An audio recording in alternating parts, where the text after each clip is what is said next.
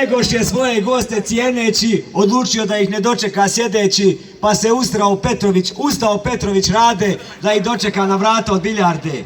Ovim kratkim cihom hoću da vam kažem koliko sam srećan i ponosan zbog podrške koju dajete meni, svim ovim ljudima, i koliko je važna energija naroda pred kojom svaka sila i nepravda pada.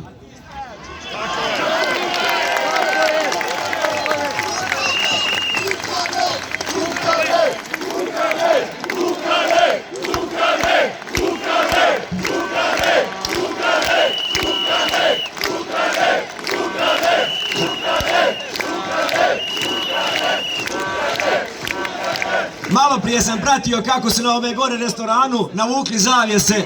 Vesela Gorica noćas će upadat opet u deliriju. Nemojte tako glasno, kumi vas Bogom. Pozdravimo koja sigurno sad čure gore kamerama i gledaju nas. I vjerojatno im je muka do ovde. I ono što sam davno poručio njoj, njenoj tati, pakuj se i odlazi, bi se ga ostavi.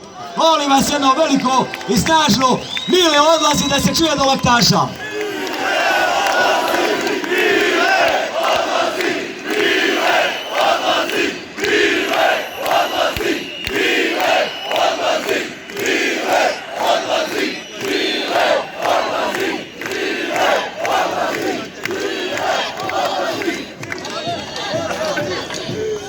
Prošli put sam poslao poruku Auf Wiedersehen uz jednu malu lapsus lingve, nećete mi zavjeriti, i gle čuda, Schmidt pobjegao u Njemačku. Sinoć se je javio preko Skype-a, ali bolje da nije, mislim da nikad nije dobio onako javnu šamarčinu i da ga niko tako nije javno ponizio kao što sam sinoć. Imam jednu poruku, ne trebaš se vraćati isto koji tvoj prijatelj Mile s kojim si igrao dogovorene igre, tobož ga napadao prije izbora da mu dižeš rating, a onda kad su izbori završeni želiš da legalizuješ nasilje. Auf Wiedersehen!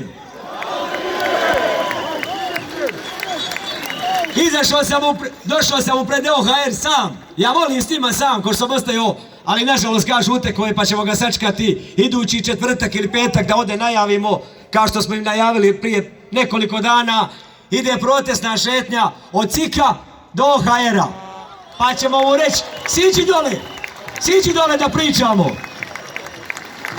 Baš kao što je pop Milo Jovović rekao kapetanu Mušoviću, ne budali bez potrebe, ja sam došao kapetane da na Megdan zovem tebe. Tako ćemo mi njega zvati na Megdan riječima, da nam kaže kako je to moguće da se u Berlinu Ustavni sud Njemačke poništi odluku o izborima zato što se nije poklopilo, gle čuda, 77 listića.